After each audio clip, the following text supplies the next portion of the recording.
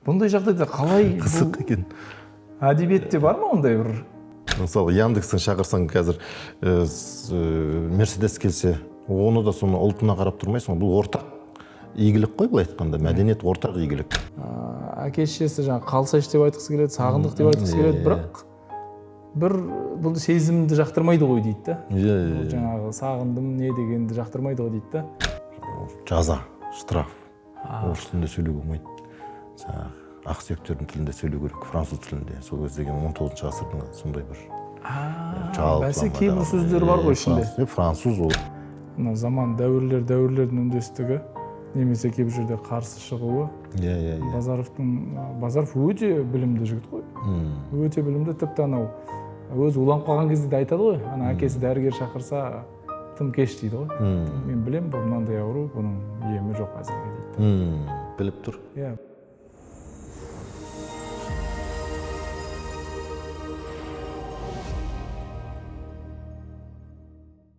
Ассалаумағалейкум, қайырлы күн.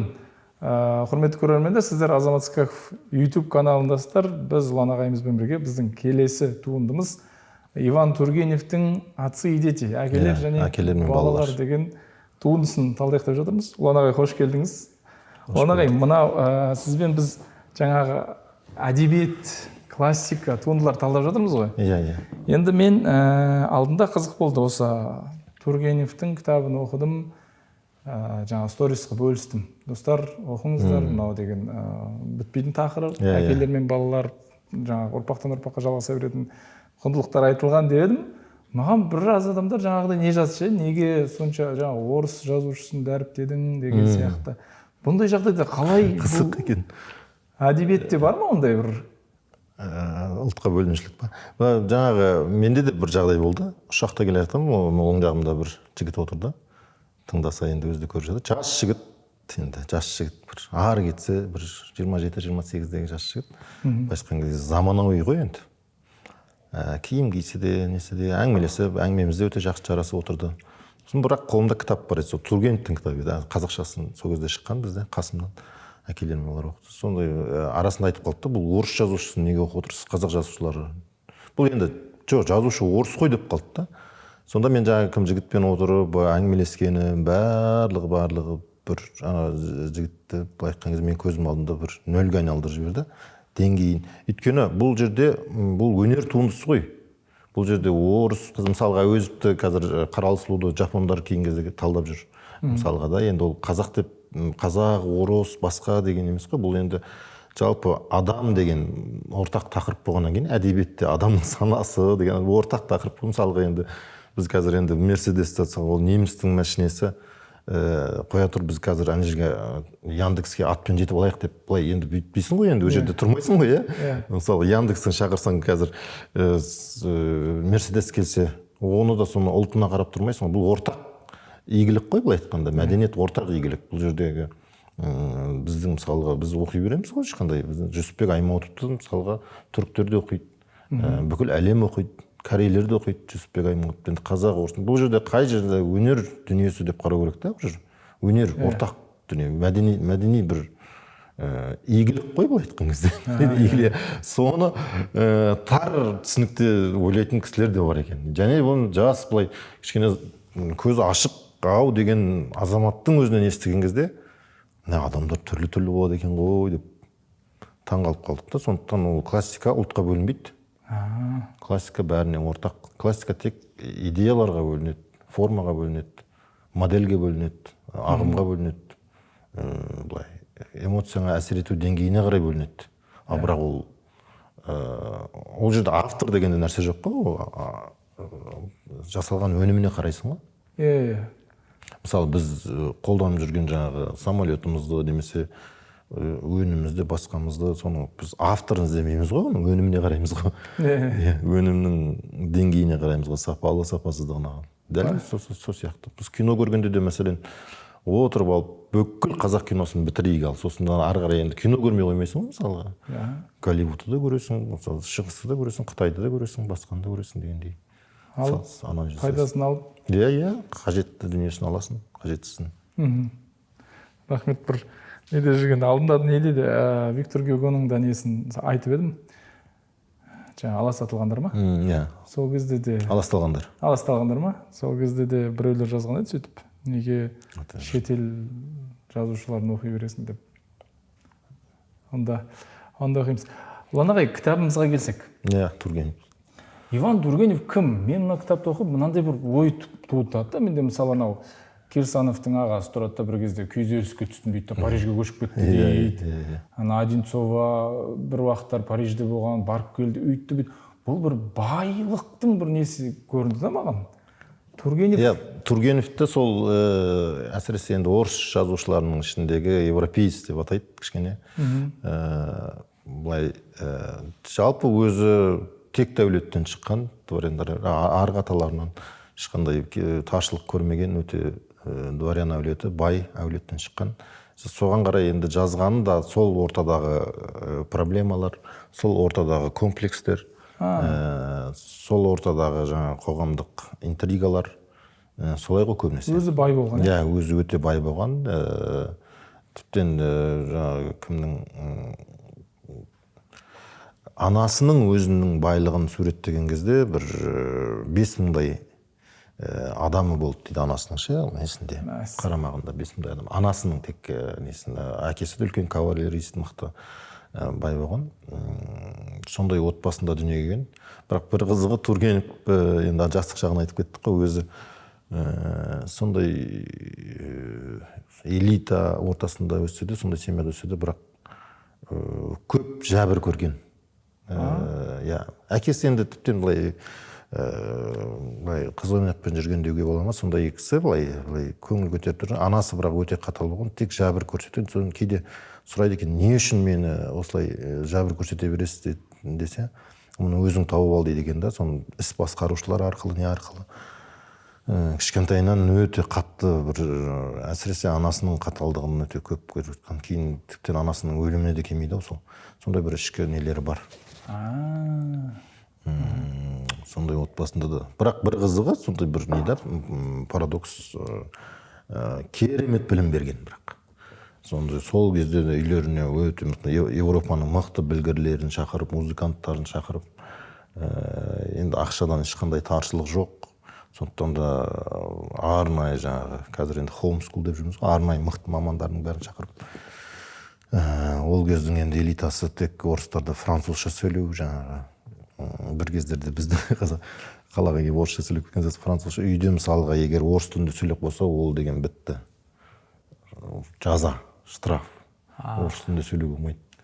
Жаңағы ақсүйектердің тілінде сөйлеу керек, француз тілінде. Сол кездегі 19 ғасырдың сондай бір бәсе кейбір сөздер бар ғой ішінде. Француз олардың кәдімгі бір ақсүйектердің тілі, жазылмаған заң деген сияқты. Сондай, бірақ керемет білім берген. Сөйте тұра карьерасын мықты жасаған. Енді түсінікті, өйткені мен жаңағындай ойлап отырдым да, қалай бұл кісілер сонда кетіп қала салады, 5-6 ай өмір сүріп қайта салады деген сияқты. Дворян ұясында да өзінің шығармаларында көпшілігінде сол байлардың психологиясын күшті береді ғой. Көктемгі тасқында да,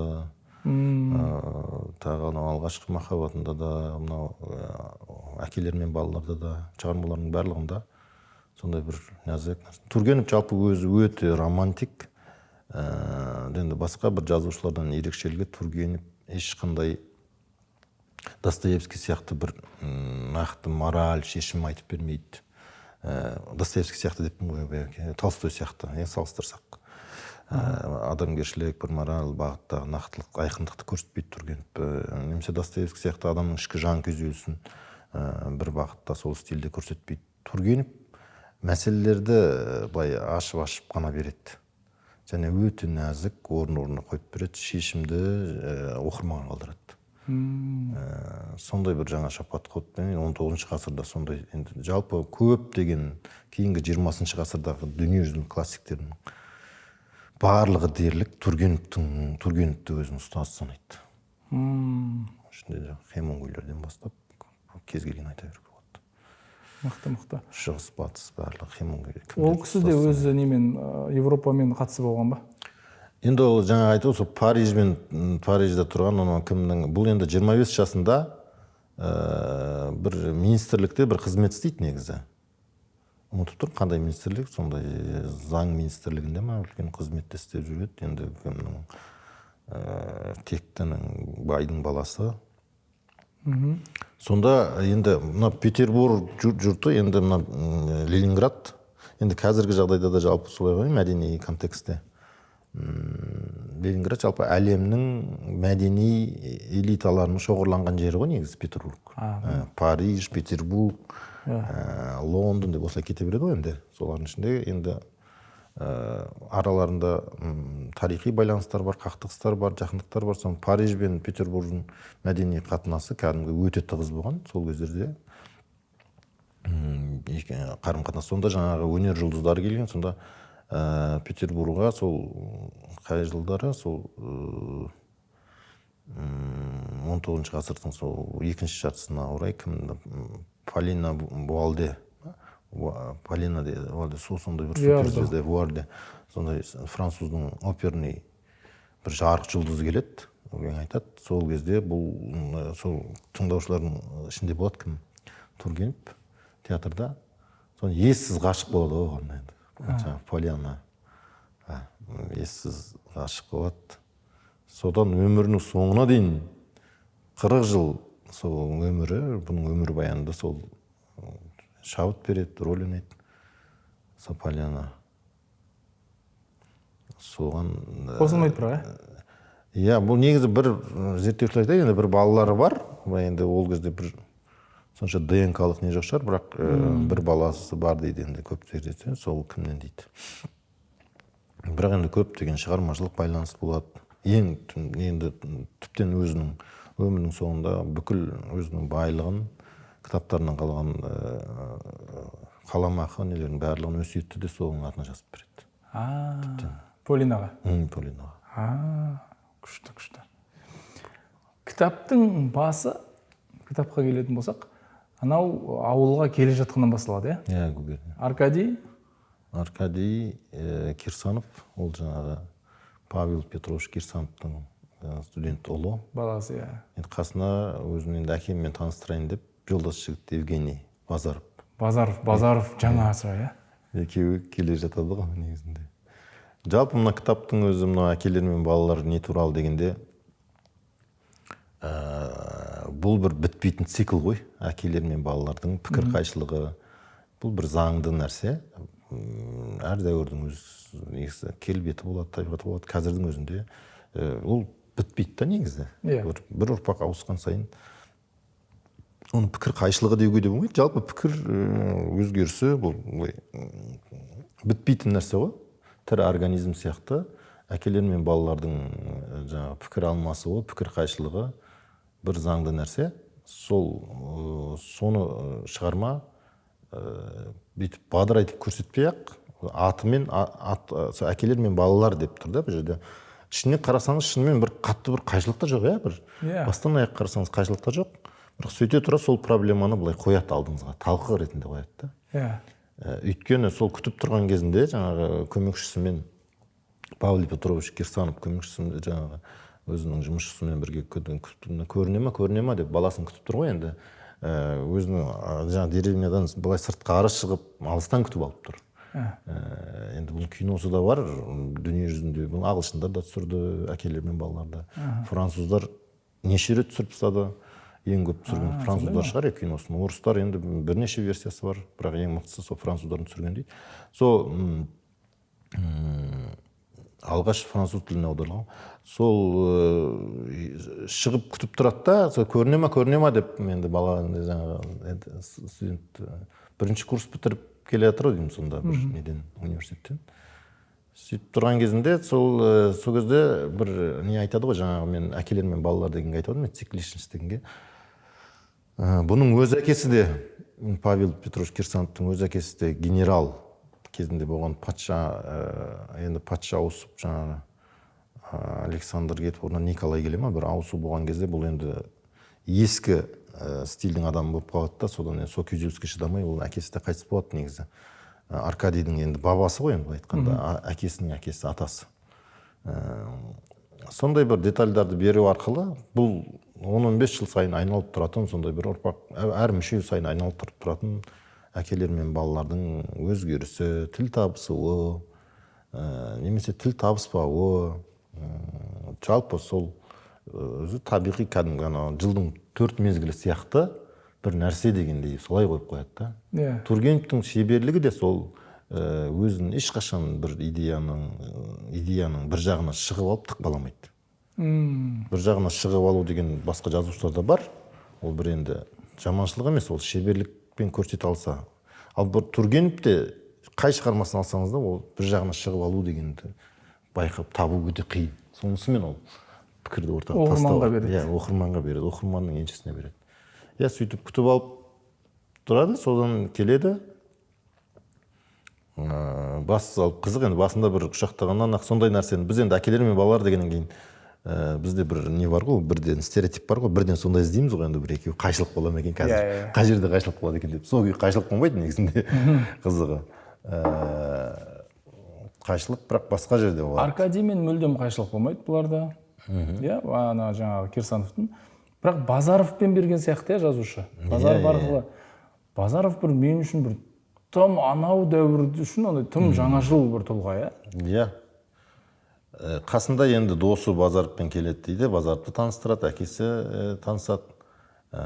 Сосын жаңағы үйге келген кезде Павел, Николайдың, Аркадийдің әкесінің інісі ма? Ағасы бар. Ағасы, Павел Петрович Кирсанов. Сонымен танысқанда ол Кирсанов Павел Петровичке Базаров бірден ұнамай қалады. Не үшін ұнамайтынын өзі де білмейді, енді былай әлі тіптен қолын бермеді дейді да Кирсанов.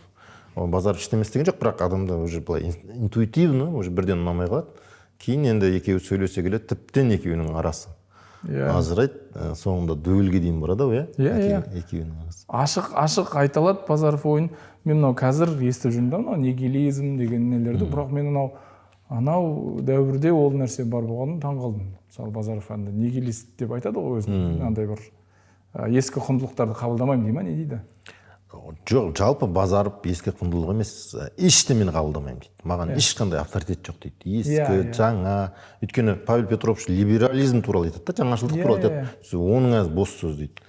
Бір кезде жаңағы сыртта Аркадий екеуі кім Базаров бір шығарманың бас жағында әңгімелесіп жүргенде кім үйде Аркадийдің әкесі Николай бір виолончели ойнап жатады да, дауыс естіліп қалады да. Ой, бұл неде керегі бар? Бұл да әшейін бір бос сандырақ нәрсе дейді. Әкең дейді, Пушкинді оқымасын дейді. Мен саған не дедім, бір немістің несін айтады, бір жаратылыстан оқытады, нақты, естественно, нақты ғылымдарды оқысын. Ештемені мойындамайды ғой бұл. Бұл өзі жаңағы естественно өз несі бар, жаңағы бақаларды аулайды, содан эксперимент жасайды, солардың ішін жарып, соның өзін бұл айтады да, пайдаға асатын нәрселермен айналыссыңдаршы дейді. Нақты пайдаға асатын дейді. Тіптен махаббат дегеннің өзі де ол жоқ нәрсе дейді да. Енді әрине ана кімге кездеспегенге дейінгі. Жалпы Базаров несі, егер Базаров туралы айтатын болсақ, шығармада екіге до и после деп екіге бөлуге болады. Базаров жаңағы Анна Одинцоваға дейінгі Базаров, және Анна Одинцовамен танысқаннан кейінгі Базаров. Өйткені ол өзінің бір сезім пайда болғанда, ол өзінің қойған жаңағы пікірлерінің бәріне өзі қайшы шығады ғой енді. Себебі ұнатып қалады. Алдында оның бәрі нәрсені былай осы сандырақ чепуха деп жүрген нәрселердің бәрін сөйтеді. Сол үйге келгенде жалпы сол Павелмен екеуі көп пікір таластырады ғой. Павел айтады, өнер, жаңағы Павел Петрович өнер, білім, гуманизм дегенді айтса, бұл керісінше жаңағы нақтылы ғылымдарды айтады. Екеуінің арасында қатты кетеді енді екеуі бір-бірімен. Дастархан басында бірнеше рет келіспей қалады ғой. Қатты кетеді. Сол үйде жатып біраз зерттеу жасайды. Евгений жаңағы таңертең ерте тұрып алады, барады, құрбағасын алып келеді. Сөйтеді. Қызық негізі. Бір не ғой, мүлдем басқа тип қой. Бұл әдебиетте оған дейін зерттеушілер айтады, Базаров шығарманың өзі, «Отцы и дети» шығармасының өзі сол Базаров үшін жазылған ғой дейді да. Базаров мүлдем жаңа образ болып келді дейді да. Жаңа образ. Қай жағынан алсаң да, қай дәуірде талқыласаң да жаңа. қазіргі мысалға жастармен қазір не дейміз, Z ұрпақ дейміз ба, не дейді, одан кейін қандай болды қазір? Зумер. Зумер ұрпақтар несі, олар да негізінде өз құндылықтары бар, өз несі бар, алдыңғы нәрсені қабылдамайды. Жаңа деген нәрсе өз ескіні қабылдамай қарсылықпен келеді ғой, жаңа деген нәрсе, ескі жаңа. Базаров сол қай дәуірдің де өзінің несі ғой, зумері ғой. Солай болып тұр ғой. Ештемені қабылдамайды. Оның да жаңа өз ауылына барып ата-анасымен неткен оқиғасында да мысалы бір шетінен әке шешесі жаңа қалсайшы деп айтқысы келеді, сағындық деп айтқысы келеді, бірақ бұл сезімді жақтырмайды ғой дейді да. Жаңағы сағындым не дегенді жақтырмайды ғой дейді да. Әке шешесі ілтипат білдіріп сөйтеді, Базаров та әке шешесін құрметтейді, сыйлайды, бірақ ешқандай бір ортақ не жоқ. Ортақ әңгіме жоқ, ортақ кетіп қалады. Енді сол Аннаны көргеннен кейін ғана кішкене бұл өзгеріп сөйтеді ғой, жаңағы қызық. Онда да көргенде де ол өзінің сезіміне өзі қарсы.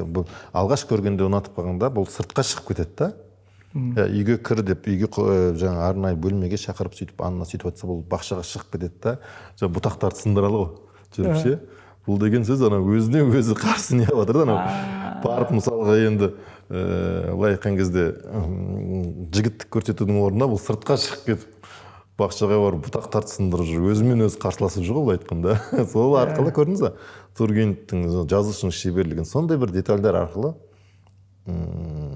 шығармадағы идеялар солай жасырады да, сондай. Бұтақтарды сындырудың өзі өзінің жаңағы құндылықтарын сындырып жатыр ғой. Мен қалай болып кетті өзі деп ше, негізі махаббат деген, мен әкетіп бара жатыр ғой дегендей. Сол үйде бірнеше уақыт тұрады. Бұлармен жалпы олар бір кеште, ойын-сауық кешінде кездесіп қалады, иә? Бір губернатор шақырып, сол дворяндар өздері балдар болып тұрады ғой, енді бір нелері. Өздерінің жаңағы шоулар. Соған барып қатысып, сол жерде танысып, жаңағы кімнің Анна Аркадьевна ма, Одинцованың несі бар, жаңағы Катя деген сіңлісі бар. Оны кішкене Аркадий ұнатады. Сөйтіп сондай бір қарым-қатынастар болады. Кейін Фенечкаға келсек. Бұл Фенечка негізінде кімнің, Павел, жалпы Аркадийдің анасы ертерек қайтыс болып кеткен ғой. Ертерек қайтыс болып кеткен, содан үйге қарайтын адам керек, содан бір жұмысшы үй күтушісін жалдайды ғой, Кирсанов. Сонымен бірге келген, соның жаңағы Фенечка, соның бойжеткен қызы ғой негізі. Ол да бір өзі қызық тұлға Фенечкада. Кейін сол үйдің иесі болып қалады ғой сол Фенечка. Соңында Кирсановтардың үйінің ошағының тізгінін ұстап қалады ғой. Маған ана жері қызық болды. Ана Кирсанов үйленбейді ғой, Фенечка әзірге үйленбеген, бірақ жаңа балалары бар. Сосын жаңа Аркадий келген кезде бір қысылады ғой әкесі, нете ма, айтпайды, қабылдай ма деп қорқады. Кейін сөйлеседі. Аркадий айтады, онда тұрған не бар деген сияқты. Содан кейін бір ашылып сөйлеседі. Қызық бұл жерде ше, сол жаңағы байқасаңыз жаңағы қайшылық деген енді туады. Сол Павел Петрович Кирсанов та, сосын Аркадий жаңағы, жоқ, Павел емес, жаңағы Николай Петрович Кирсанов та, сосын Аркадий Кирсанов та, екеуі де негізі қандай более дипломатичный да, ешқандай бір өмірдің бір адамдармен тіл табыса алады. Бұл жерде адамдармен тіл табыса-алмайтын екі кейіпкер, бұл жаңағы Павел Петрович Кирсанов пен жаңағы Евгений Базаров, екеуі негізі тіл табыса-алмайды. Және шығарманың соңында да екеуінің өмірі сондай трагедиямен бітеді. Анау да жалғыздықта өтті дейді өмірі, шетелге кетіп қалды, жалғыздықта сөйтіп өтті дейді. Евгений Базаров та жаңағы бір эксперимент барысында сол өзінің қолын скальпельмен жаралап алып, содан инфекция тарап, жастай ол да кетеді. Былайша айтқан кезде бұл жерде сол Тургенев нені меңзеп тұр. Қалай жаңа нәрсе болса да, басқа нәрсе болса да, өмірдің заңдылықтарымен коммуникацияға бару деген ой ғой, тіл тап заманның жаңалығымен. Жалпы адамда заман өзгерсе де, тренд өзгерсе де, іштен барлығы өзгерсе де, адам өзгерсе де, дәуір өзгерсе де, мемлекет өзгерсе, саясат өзгерсе, барлығы өзгерсе де, өзгермейтін өмірдің заңдылықтары бар. Сен онымен тіл табысуға міндеттісің. Егер табыспасаң, өмірің соңы мынандай болады. Дегендей бір ой қазбалап шығаруға болады деймін. Сондай сияқты бір андай қабылданбады, ол сыймай қалды деген сияқты. Сыймай қалды, Өйткені шығарманың соңына қарасаң, бәрі бақытты болады да. Мысалға, Кирсанов та бақытты болады, Фенечкаға үйлеп өзі, Аркадий да өзі Катямен бақытты болып кетеді. Тек қана жаңағы бұл жерде сол Базаров пен Петровичтің екеуінің сол дауласқан күйде сондай бір трагичный жағдайда екеуі кетеді. Тіпті дуэльге де шығады. Иә. Былай айтқан кезде жаратылыстың заңдылығымен тіл табыссаң, табыстың, сонда адамсың. Ал жаратылыстың заңдылығымен тіл табыспасаң, онда соның бір зардабын шегесің дегендей бір сондай бір астар жатқандай көрінді маған ше. Иә. Сондай бір астар жатқандай көрінді. Жаңа сіз айтқан сияқты ол жерде еще оны Тургенев айтпайды. Айтпайды оны. Бұл негізі сол классикалық шығармалардың ерекшелігі былай оқиғаны тастап, ойды тастап қана қою, бірақ оның шешімін айтпау. Және оны қарапайым тілмен жай ғана оқиға, бір әулетте осылай болды, студент бала келді үйіне, жолдас баласымен келді, жолдас баласының мінезі анандай болды, мынандай болды, сөйтіп оқиғалар өрбейді. Бас аяғы сол 1-2 жылдың ішінде сол бір каникулда дейікші енді. Бір үш айлық каникулда сол оқиғалар бәрі өрбіген, бір айтсаң, бір қарапайым ғана оқиға. Сонша бұның несі классика, сонша бұның несі неғылан. Бірақ сол осындай оқиғаның әркім әртүрлі, әр дәуірде, әр жақтан біздің өзіміз талдап отырмыз. Мысалы, қанша жазылғанына енді мысалға бір 150-200 жыл өтіп кеткен нәрсені біз де талдап отырмыз. Талдап сөйтіп отырмыз. Әр дәуірде өзекті болып қала беруі. Бұл сол көркем шығарманың ерекшелігі. Әдебиеттің құдіреті деген осы да, классиканың құдіреті деген осы. Әркім әртүрлі қалды. Біз қазір осылай талдап отырмыз, осындай идеялар шығарып отырмыз. Ертең басқа бір подкасттар оны басқа идея шығарады. Мысалға, бұл жерде осылай Базаровтікі дұрыс дейді, мысалы, мынанікі дұрыс дейді. Мысалға да. Сондықтан классиканың құдіреті де осы да, многовекторный, көп қырлы. Көп қырлы. Жаңағы алма не сияқты, тас, гауһар тас сияқты. Әр қырынан қараған сайын сол жағынан жаңғырып кете береді, сол жағынан түсінікті болып кете береді. Мен бір мынандай талдауларында оқыдым, жаңағы әр кейіпкерді бір ұстанымға, жаңағы мысалы мынау демократ дейді, мынау либерализм дейді, мынау нәрсе. Кейін тағы бір талдауда тіпті әр кейіпкерді бір сол дәуірдің жаңағы атақты адамдарына теңеген да. Мынаны Тургенев мынаны айтқысы келді, Тургенев мынаумен салыстырғысы келді деп әдемі. Иә.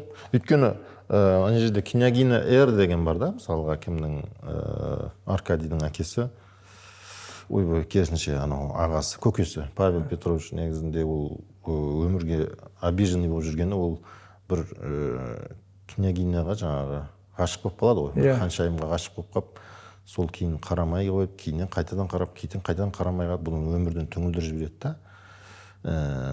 Сонда жаңағы аты жөнін айтпайды Тургенев.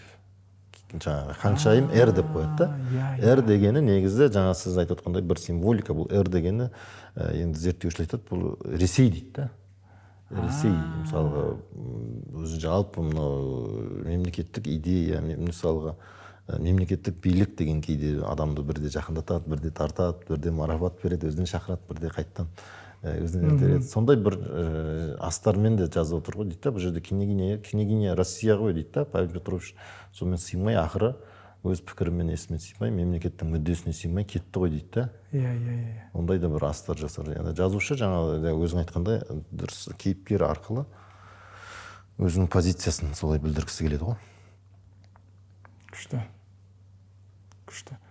Ана заман дәуірлердің үндестігі немесе кейбір жерде қарсы шығуы. Иә. Базаров өте білімді жігіт қой. Өте білімді, тіпті анау өзі уланып қалған кезде де айтады ғой. Ана әкесі дәрігер шақырса тым кеш дейді ғой. Мен білем, бұл мынандай ауру, бұның емі жоқ әзірге дейді. Біліп тұр. Иә, біліп тұр. Енді шығарманың соңында да сол Базаровтың қабіріне әке-шешесі келеді ғой. Келіп сол қабірдің басына отырған кезде не суреттеледі андай? Керемет бір дала суреттеледі да, дала. Негізінде ол жерде бір жайдан жай оны беріп отқан жоқ деп ойлаймын да, енді жайдан жай жаңағы өзгермейтін заңдылықтар деген кезде оны даланы суреттеп кетті жазушы. ана жерде адам өледі, оған әке шешесі келіп отыр, оқиғалардың барлығы сондай цикличный айналып отыр. Бірақ өзгермейтін сол дала, қара жер жатыр, сол даланың заңдылығы өз алдына жатыр. Соны әдейі былай айтқан кезде былай астарымен намек тастап беріп отыр ғой жазушы. Негізі өзгермейтін үлкен фундаментальный заңдылықтар бар. Сен оны сезінуің керек, білуің керек. Қарсылассаң да, сен өлсең де ештеңе өзгермейді ол. Сен өліп қалды екен деп, ана жердегі ағаштардың барлығы бүйтіп шіріп кеткен жоқ даладағы. Сен өліп қалды екен деп, тобылғылардың бәрі жабырылып қалған жоқ. Сен өліп қалды екен деген көл тартылып қалған жоқ. Ештеме өзгеріп отқан жоқ деген ойды кәдімгі жаңағыдай шығарманың желісімен өзіңе еріксіз салып жібереді да. Күшті. Оқырманға. Күшті. Оқу керек деп ойлаймын. Оқу керек. Бүкіл оқырмандарға оқу керек. Мықты қылады. Тургеневтің шығармалары керемет. Негізінде Тургенев өте сондай романтик. Жаңа өзі романтик өмірінен айттық қой. Бұның көктемгі тасқын қазақша шықты кезінде аударылды. Алғашқы махаббат, Ася, Муму, әкелер мен балалар, накануне дегені бар. Көп қой енді. Ең алғаш бұны енді Парижде бастап бұның атағын шығарған аңшының жазбалары деген записки охотника. Оның мықты кинолары бар. Сондықтан оқырмандарға Тургеневті ең топ жазушыларыңыздың қатарынан қосуды қалар едім. Ол ғажап жазушы. Бүкіл жазушыларға ұстаз болған жазушы. Күшті. Ал енді ары қарай құрметті көрермендер, Тургеневтің жаңағы әкелер және балалар кітабын міндетті түрде оқыңыз. Өзіңіздің ой елегіңізден өткізіп көріңіз. Сіз не түсіндіңіз?